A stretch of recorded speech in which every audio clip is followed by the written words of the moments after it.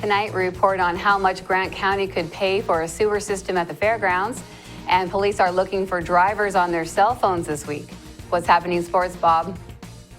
Moses Lake softball sweeps Sunnyside, and Big Bend baseball is put to the test in Wenatchee. Let's take a quick peek at our Weather Center forecast. Hi everyone, meteorologist Mike Sines here with you. I'm tracking the latest temperature trends. We're going to go on a roller coaster of temperatures. Details coming up. I'm Amber Jenks, and we have all this and much more on iFIBER 1 News. From the iFIBER 1 HD studio here in the heart of the Columbia Basin, this is iFIBER 1 News. Your number one source for local news, sports headlines, and our very own Weather Center forecast covering the entire Columbia Basin. This is iFIBER 1 News, and it starts now. Grant County may pay roughly $1.47 million to build the connection to Moses Lake sewer systems from the fairgrounds. 3 companies submitted bids to do the construction, and Moses Lake-based Advanced Excavation bid appears to be the lowest. The project includes installing 6,900 feet of 8-inch sewer pipes, manholes, and to restore the roads. Central Services Director Tom Gaines said the bids need to be reviewed to determine if the math is correct and no mistakes were made before a company is confirmed to construct the project. Gaines said the county is hoping to complete the project before the Grant County Fair. More than 100 people participated in the annual Beasley Burn mountain bike race on Saturday near Ephrata. Reporter Cameron Probert has a story. Roughly 150 bicyclists pedaled across trails on Ephrata's Beasley Hill on Saturday. The city was the site of the 11th annual Beasley Burn bike race. The race is part of the Fat Tire Revolution series. The series includes races across the state. Jake Medke, an organizer with the race, said it's the first of the season and the best time of the year for riding on the hill. Competitors started the course near Lions Park and traveled along near the Canal Road, as well as a series of paths on the hill. They go up on the hill and go up and down, ends up about an 8-mile lap with about 700 feet of climbing. Riders came from across the Northwest, with many of them coming from Western Washington and Spokane. Medke said he was happy with the turnout at the event. For iFIBER 1 News, this is Cameron Probert reporting. Cemetery property owners and nonprofit organizations can now apply for grants to lower maintenance and operation costs. Governor Jay Inslee signed House Bill 2637 into law. The bill, sponsored by the 13th District Representative Matt Manwiller, creates a state historic capital grant program to address a growing problem of decaying and abandoned cemeteries. Manwiller said cemeteries have seen a decline in dollars for maintenance and operations due to an increase in alternatives to burial, and it isn't uncommon for many of them to be resting places for veterans. Cemetery property owners, nonprofit organizations, and local governments can apply for grants up to $50,000 for construction, renovation, or rehabilitation projects through the Department of Archaeology and Historic Preservation. The Ephrata Chamber of Commerce held its annual banquet on Saturday night. The event is the main fundraiser for the chamber. Reporter Cameron Probert has the details. Business owners, employees, and Ephrata community members gathered Saturday to support the city's Chamber of Commerce. The banquet and auction had a theme of a night at the speakeasy, and several of the attendees donned 1920s-style clothing while they looked at tables of silent auction items and enjoyed a prime rib dinner. Amber Reynolds, the Chamber's executive director, said the turnout at the event was good, and the roughly 170 attendees seem to be enjoying the event. Banquet and auction are the main fundraiser for the Chamber and allows it to continue operating during the year. Along with the auction, the Chamber presented awards for teacher, government official, agribusiness, business, and Person of the Year. The awards were given to Donna McNeil, a Grant Elementary School teacher, Ephrata Recreation Director Ray Towery, Shannon Hastings with the Ephrata Senior Center, Neilman Farms, and Pita Pit. For iFIBER 1 News, this is Cameron Probert reporting. Now we take a look at people being sought by law enforcement. This is Sheriff Tom Jones with the Grant County Sheriff's Office. Each of the people you see here have a warrant for their arrest. If you see any of these people, we ask you do not attempt to detain or apprehend them, but call us at 509-762-1160 or send us an email at crimetips@co.grant.wa.us. If the person is presenting a danger, call 911. With your help, we can bring these people to justice and make our community safer. We'll be right back after this. Are you prepared to pay your capital gains? I'm ABC's Chief Business and Economics Correspondent Rebecca Jarvis with today's tax tip. 2014 was a record-breaking year for U.S. stock markets. Investors who cashed in on all the good times will likely be paying taxes on those gains. Kiplinger's Kevin McCormley. The top tax rate on capital gains is 23%. But there are ways around paying the price. H&R Block's Kathy Pickering says if you thought ahead, you sold some of your losers before the year ended. If you had some gains and then you could also sell some stocks at a loss to offset that, that's a great strategy. Gift wrapping your gains may be a better bet, says Tom Wheelwright, founder of CPA firm Provision. If you gift stock, instead of having to pick up the gain and then get a deduction, you don't have to pick up a gain, but you get a deduction for the full value of the stock. So you're not picking up gain and getting a deduction, so you get a double benefit. With today's tax tip, Rebecca Jarvis, ABC News. Now for your iFIBER 1 News Weather Center forecast.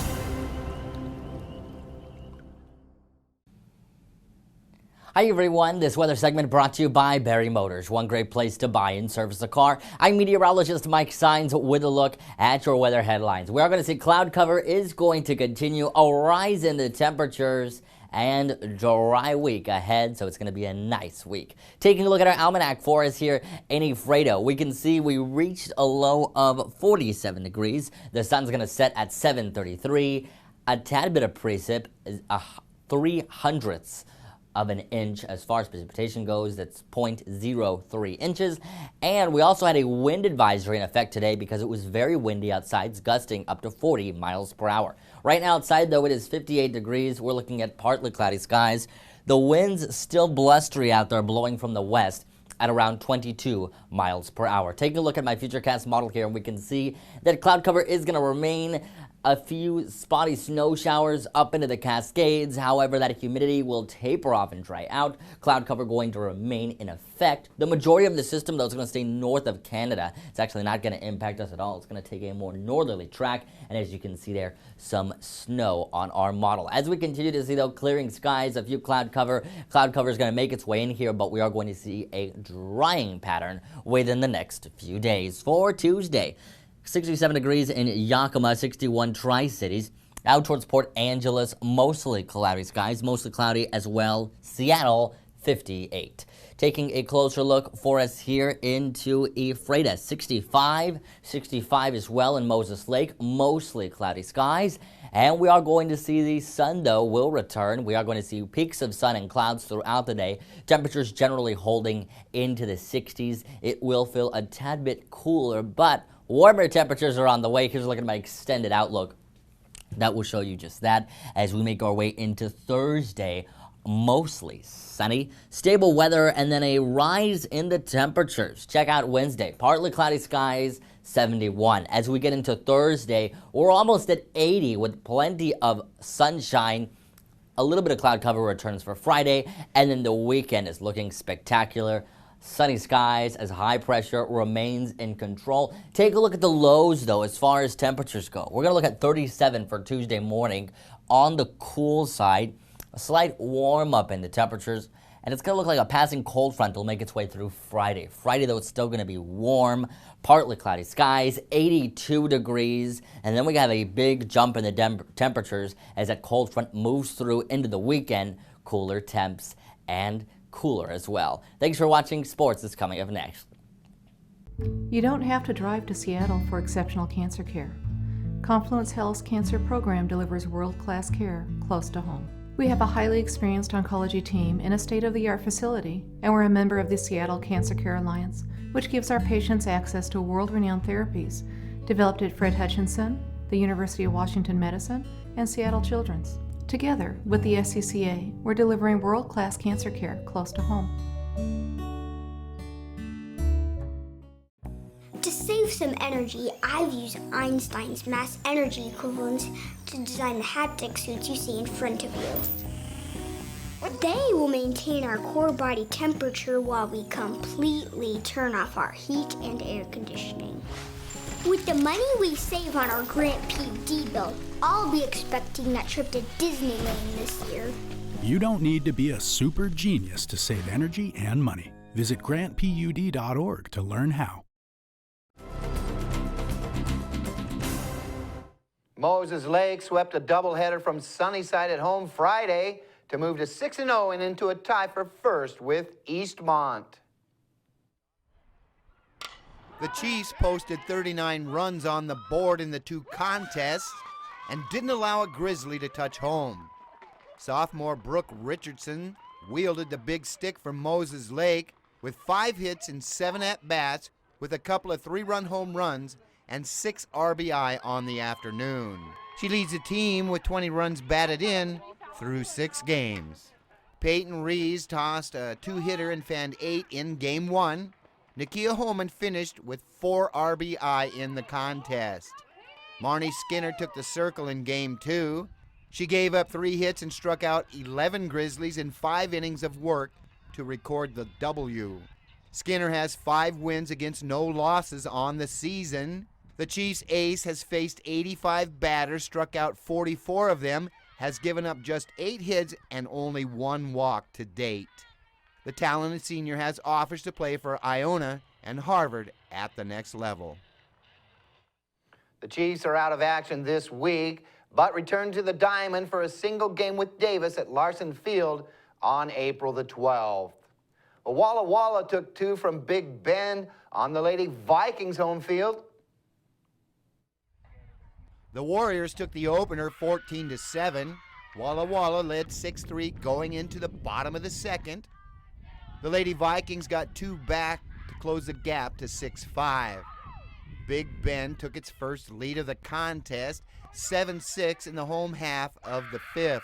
But the Lady Vikings were unable to hold as Walla Walla exploded for 8 runs over the final 2 innings to win it. The Warriors led 14-0 after 4.5 innings were in the books in Game 2. Big Ben was able to bring 3 across the dish in the bottom of the 5th to avoid the shutout. The Lady Vikings are back on the Diamond Tuesday for doubleheader action with the Columbia Basin Hawks in Pasco. The Lady Vikings split games with Blue Mountain on Saturday. Big Bend dropped Game 1 by an 11-7 score. The team pulled out an 11-9 comeback win over the Timberwolves in the nightcap. Big Bend bounced back from a league-opening doubleheader loss with 2 nail-biting road wins over a tough Wenatchee ball club on Saturday. The Vikings bats were lively in the twin bill with the team pounding out 23 hits. Big Bend broke an 8-8 tie in the top of the 9th in Game 1 after leadoff hitter Sam Glowicki was beaned and then came around to score the winning run. The Vikings hung 4 runs on the board in the top of the 8th to pull out the comeback win in the nightcap. Tyler Barber doubled in 2 runs in the inning. Tristan Parton's 2-out triple brought Barber home to seal it. Big Ben is back on the Diamond Wednesday at Larson Field for a doubleheader with Spokane. First pitch is 1 p.m. The backstop replacement work on the Vikings home field is nearly wrapped up, which means the team should be playing home games at the college next week. We'll be back after this commercial break.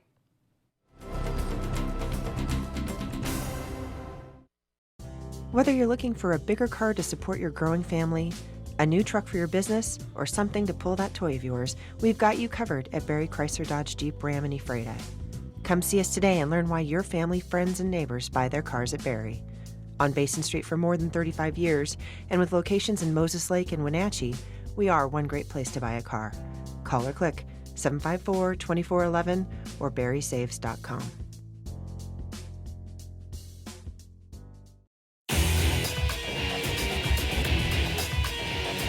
We are real students, and this really is our college.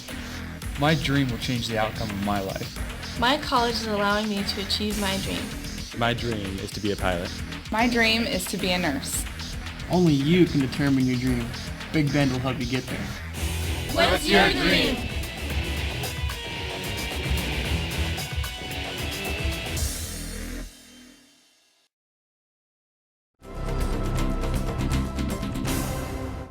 Our spotlight story tonight is about the Boys and Girls Club 5th Annual Half Marathon and Family Fun Run in Moses Lake on Saturday. About 150 people took part in the event. Reporter Cameron Probert was there and has the story.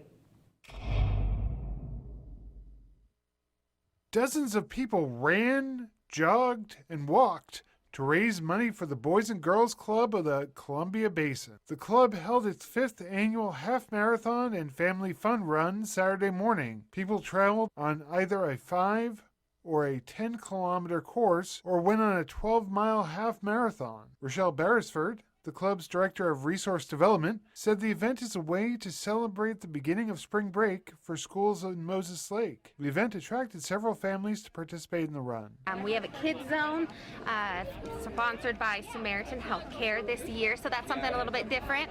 And then, of course, just things going on as far as here at the track for kids and families, as well as the races themselves. Roughly 153 people participated in the event. Runners in the 5-kilometer race traveled from Moses Lake High School through the neighboring streets and returned to the school. The other courses took their participants further away, with groups moving to Potato Hill Road and to Dune Lakes. Absolutely. You can see lots of smiling faces, so that's really exciting. We see some new faces. Sometimes we see, the same ones, and it's nice when we also have some fresh faces as well. So the event drew some Big Bend students to participate. A group of Japanese students participating in the agricultural training program ran in the event. One of the runners, Nori Takeda, said he's enjoying the program and wanted to run today. Along with the exchange students, the event attracts some return runners each year. We have some dedicated runners here that come out and they support our organization, and of course they're here because they are very good at what they do. Hats off to them. But yes, so we see quite a few familiar faces each year, and then it's also fun to see some new ones too, giving it a go. The event is one of several fundraisers the club holds during the year to support its programs. This is what helps fund our programs and to make sure that we're able to have, the facilities and the supplies and materials and resources that we need to be able to run things day to day at the Boys and Girls Club. So this is very crucial to what we're doing as far as at the club, and being able to help support it and maintain it and, reach out to even more families and kids and continue to grow. For iFIBER 1 News, this is Cameron Probert reporting. We'll be right back after this. Well, one thing I knew from being a patient myself was that a dental office is a scary place to come to. And so we wanted everything possible to make sure that our office is a comfortable place for our patients to visit.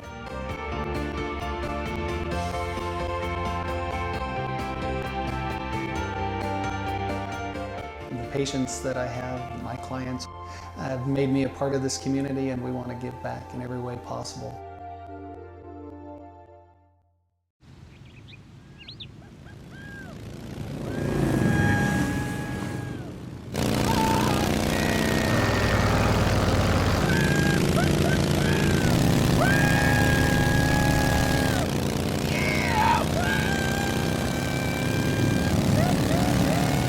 Experience speed like never before when you connect to Grant PUD's high-speed network. Visit grantpud.org to learn more.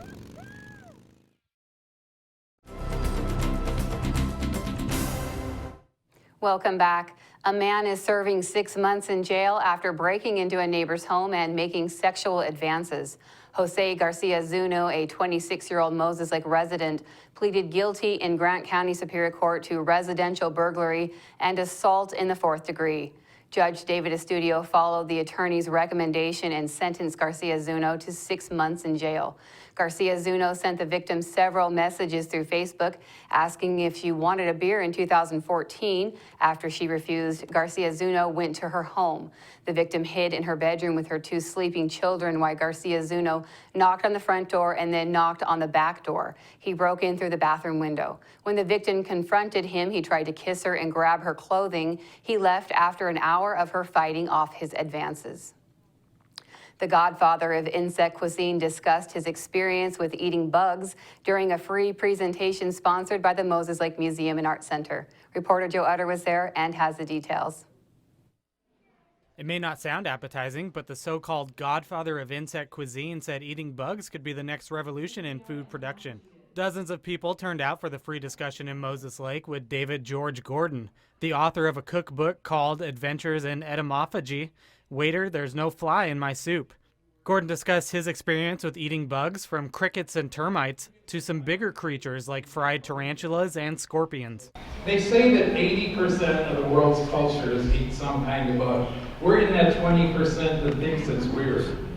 Whereas there's actually about, I think, 1.9 billion people who are busy engaging in entomophagy on a regular basis. Gordon added using bugs for food production offers an eco-friendly alternative to eating meat. But what people may not know is they're already eating bugs in their food, as the U.S. government allows a certain amount of bugs in what we eat. So any of our processed foods, whether it's peanut butter or jams or jellies or coffee, bean dishes, those actually have standards for how many bugs can be in there. Following the discussion, people were able to sample a chocolate protein bar made with cricket flour. Each bar has about 10 crickets in it. The free presentation was sponsored by the Moses Lake Museum and Art Center. This is Joe Utter for iFIBER 1 News. More police will be looking for distracted drivers as part of Distracted Driving Awareness Month.